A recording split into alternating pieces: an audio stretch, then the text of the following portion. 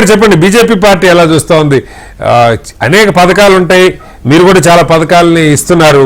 ఇప్పుడు ప్రభుత్వం చేస్తున్న కసరత్తు అంటే ఇందులో డూప్లికేసీ ఉందనుకోవాలా, లేదు మరింత సమగ్రంగా ఆల్రెడీ ఉన్న డేటా, లేదు ఇప్పుడు వీళ్ళు అమలు చేయాలనుకున్న పథకాలకు సంబంధించి అందరి సమాచారాన్ని ఒకేసారి సేకరించే ప్రయత్నంగా ఎలా అర్థం చేసుకుంటారు?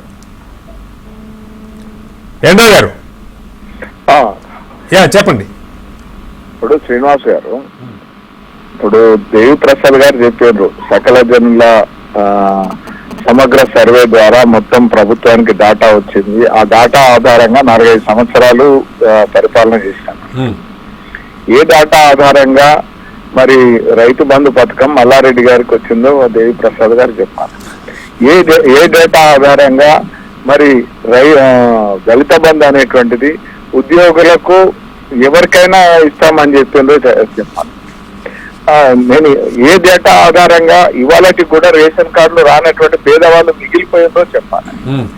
ఏ డేటా ఆధారంగా ఇళ్ల పంపిణీ జరిగిందో చెప్పాలండి.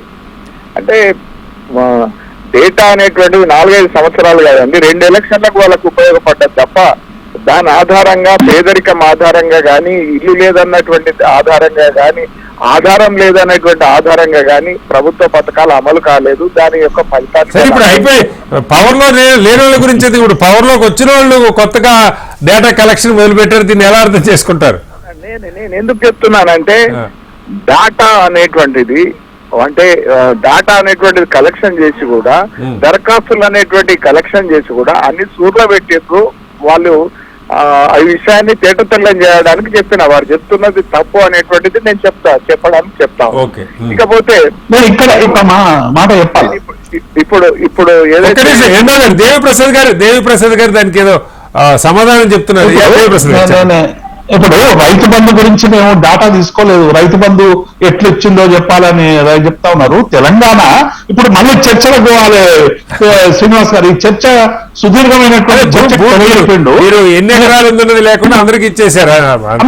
ఇప్పుడు వ్యవసాయం అనేటువంటిది 2014 ముందు తీవ్రమైనటువంటి సంక్షోభం ఉన్నటువంటి మాట వాస్తవం, అందరూ అంగీకరించాల్సిందే. విద్యుత్ విషయంలో కానీ, నీటి విషయంలో కానీ రకరకాల సమస్యల వల్ల తెలంగాణలో విద్యుత్ మన వ్యవసాయం అనేటువంటిది సంక్షోభంలో వచ్చింది. ఆ సంక్షోభం నుండి వికాసం వైపు తీసుకురావాలి, సంక్షేమం వైపు తీసుకురావాలి, రైతులకు ఆసరా ఉండాలని ఒక నిర్ణయంలో భాగంగా వచ్చినటువంటి స్కీమ్ రైతు బంధు.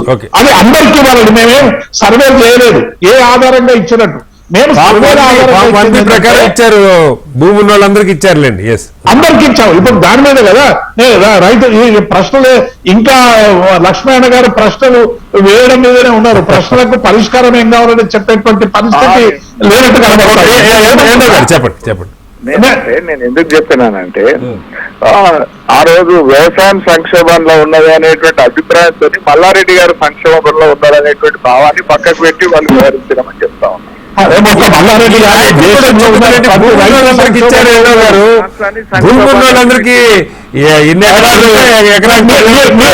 ఇచ్చారు కదా.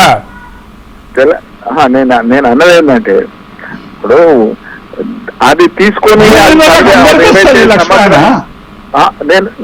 మీరు దేవిప్రసాద్ గారు సమగ్ర సర్వే ద్వారా సేకరించినటువంటి వివరాలు ఏవైతే ఉన్నాయో నిరర్థకంగా అవి ఉన్నాయి. అవి ఎన్నికల్లో క్యాస్ట్ వారి సమీకరణాలు, ఏ ఊర్లో ఎంతమంది ఏ క్యాస్ట్ కి సంబంధించిన వాళ్ళు ఉన్నారు, ఏ కేటగిరీకి సంబంధించిన వాళ్ళు ఉన్నారు, ఏ రకంగా ప్రలోభ పెట్టచ్చు అనేటువంటి దానికి ఇప్పుడు మనకి సకల జిల్లా సర్వే సమగ్ర సర్వే కరెక్ట్ జరిగిందా లేదా దానికంటే ఇప్పుడు కాంగ్రెస్ ప్రభుత్వం చేస్తున్నటువంటి అప్లికేషన్ల స్వీకరణ మీద మీ అభిప్రాయం ఏంటి లక్ష్మణ్ గారు? నేను అనేది ఏంటంటే వాళ్ళు 100 రోజుల సమయం పెట్టిండ్రు. 100 రోజులకు ఇప్పటి నుంచి సమయంలో ఇది పూర్తి చేయాలనంటే ఇప్పుడు ఆల్రెడీ ఉన్న ఇన్ఫర్మేషన్ ఉన్నది కదండి. ఉన్న ఇన్ఫర్మేషన్ ఆధారంగా సకల జన సమగ్ర సర్వేది ఉన్నది. మరి ఏదైతే బిలో పావర్టీ లైన్ కి సంబంధించి ఉంది, మీరు బిలో పావర్టీ లైన్ కి ఇప్పుడు ఇమీడియట్లీ ఇంప్లిమెంట్ చేయండి. అంటే ఇప్పుడు ప్రభాకర్ రెడ్డి గారు చెప్పారు డైనమిక్ గా ఉంటుంది డేటా. ఇప్పుడు కొత్త ఫ్యామిలీస్ ఏర్పడుతూ ఉంటాయి, పెళ్లిళ్ళు అవుతూ ఉంటాయి, కొంతమందికి రేషన్ కార్డు ఉంటుంది, ఉండదు, ఒక చోటికి మారిపోతూ ఉంటారు, వాడు ఎక్కడుంటే అక్కడ కావాలి, ఇవన్నీ ఉన్నాయి కదా. అందుకని ఫ్రెష్ గా తీసుకుంటే తప్పే ఉంది అనేది ఒక అభిప్రాయం ప్రభాకర్ రెడ్డి గారు కూడా ఎక్స్ప్రెస్ చేశారు. అది నేను వాళ్ళు ఏదైతే వాళ్ళు ఇప్పుడు దీన్ని డిలే చేయడానికి ఉపయోగపడుతుందేమో, ఇమీడియట్ స్టార్ట్ చేస్తామన్నారు కదా, ఇమీడియట్ స్టార్ట్ చేయడానికి అవైలబుల్ డేటా ఏదైతే ఉన్నదో 54 లక్షల రేషన్ కార్డులకైతే ముందు అమలు చేయండి. ఇప్పుడు దేశంలో ఆయుష్మాన్ భారత్ అనేది ముందు 50 కోట్ల మందికి ముందు అమలు చేసి తర్వాత దాన్ని విస్తరిస్తున్నారు. అదే రకంగా 54 లక్షల కార్డులు అయితే జెన్యూన్ కదా, దానికి ముందు అమలు చేయండి. ఇప్పుడు గతంలో అప్లికేషన్లు ఇచ్చి తక్కువ వైట్ రేషన్ కార్డు ఉన్న కల్లా ఈ పథకాలన్నీ కావాలా లేదో కూడా తెలుసుకోవాలి కదా. వాళ్ళు అడిగారా, ఇప్పుడు నాకు అవసరం లేదు, నాకు నిరుద్యోగ వృత్తి అవసరం లేదు అనుకోండి, వాడు అప్లై చేయక్కర్లేదు, వైట్ రేషన్ కార్డు ఉండి ఉండొచ్చు ఫ్యామిలీకి. యూనిట్ల కరెంటు విషయంలో 200 యూనిట్ల కరెంటు విషయంలో పారామీటర్స్ ఏదైతే కరెంటు విషయంలో ఇమీడియట్లీ ఇవ్వచ్చు కదండి, దాంట్లో ఏమున్నది అని వాళ్ళు మీరే చెప్పారు, వాళ్ళు 100 రూపాయలు టైం